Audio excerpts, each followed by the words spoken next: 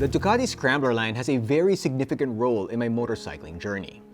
Years ago, before I rode big bikes, I noticed that there were really two kinds of riders: the cruiser gang or the sport bike speed demons. Both of which I appreciate, but I don't really resonate with. And to be honest with you, I was also a little intimidated of. Then in 2015, the Ducati Scramblers arrived in Philippine shores, and it seemed like all the cool kids had one. It was approachable, and that's when I really started toying around with the idea of getting into riding. And that's really why Ducati made these. They wanted to make something that was not intimidating, something easy to ride, something that screams joy. And today, we have the newest bundle of joy, the 2021 Ducati Scrambler Nightshift. It's time to go beyond the ride.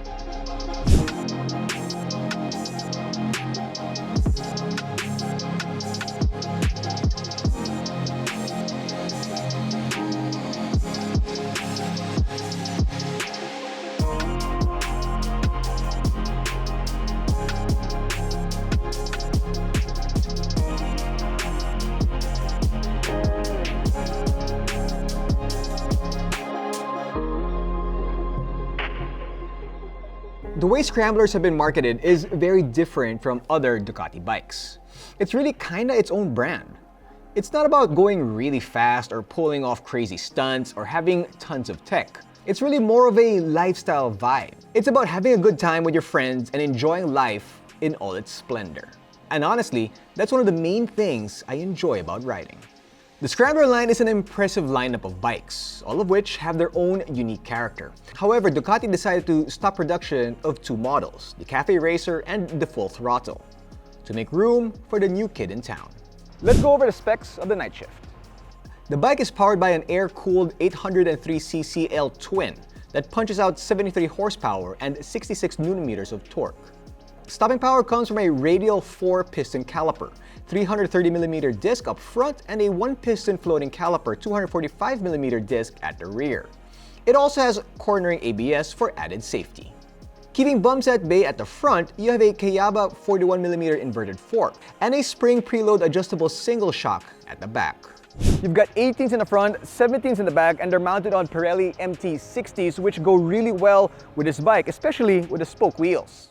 The instrumentation is delivered via an LCD screen, and it comes with a USB port so you can charge your mobile devices on the go. The dash is pretty much the same as that of the other Scramblers, and you can see it well even under direct sunlight, and it's got all the necessary information: your speedometer, odometer, trip meter, gear indicator, a clock, fuel range, and even temperature. Ooh, 34 degrees. It's hot. Fuel tank capacity is 13.6 liters, which for the size of bike is pretty average. And Ducati claims that you can get about 19 kilometers per liter, which isn't bad, but could be better. It's got a dry weight of 180 kilograms, which is very manageable, even for somebody who is moving up from a smaller displacement bike. And it's got a seat height of 798 millimeters. I am 5'6", and that is the situation. Not bad. And I love the way the foot pegs just retract. It's really my favorite looking Scrambler. She's really sexy. From the aviation gray finish to the bar end mirrors, the tail tidy, the indicators, the short front fender, the spoke wheels, the side plates. It's as if Ducati said, you know what? Let's get pieces from the Icon, the Cafe Racer, the Full Throttle, and even the Sled, put them together and come up with our best looking bike. I wish they did it sooner. Let's do a quick sound test.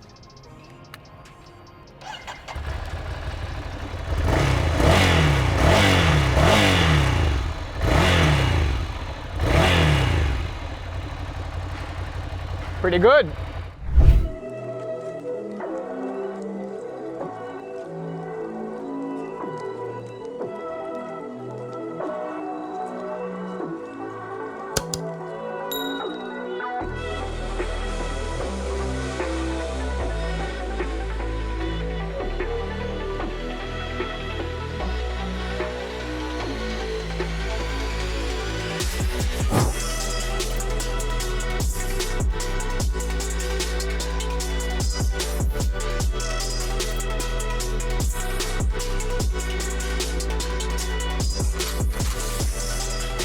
The seat is pretty comfy. And there's lots of room for a pillion, because that's really what these bikes are meant for. To share moments with friends, or maybe that special someone. I like the wide handlebar. It makes you feel like you have a commanding presence on the bike. Like you're in control. It gives you good leverage. Now, when I first looked at this bike, I thought the ergonomics were going to be similar to that of the Cafe Racer. But it's not. It's surprisingly much more comfortable than it looks. Yes, you are reaching forward a bit, but not to the point that you're going to hurt your back in a long ride. It actually is pretty comfy. Pwedeng-pwede pang long ride. The front and rear brakes do work very well, and it's good to know you have Bosch cornering ABS. I mean, it gives you a little bit more confidence, especially when you're in the corners. It's a really light bike, and it is very flickable. Now, despite its weight, it handles the expressway really well. You will still feel the winds, but it's not excessive. You don't feel like you're gonna fly away when you're riding this bike on the highway at speed with strong winds. The Scramblers have a reputation of getting really hot, especially in city traffic. Well, I've been riding this for a few days in the city, but I didn't really hit super crazy bad bumper-to-bumper traffic. So I honestly can't give a definitive answer. Did I feel heat? Sure I did.